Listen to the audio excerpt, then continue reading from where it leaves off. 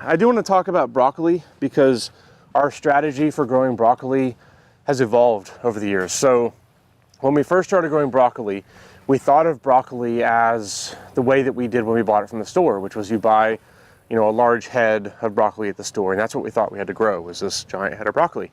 And then we realized that it takes a while to get that large head of broccoli. And if there's a hail storm in the middle of the growing season, then you're not going to get that large head of broccoli the way you expected.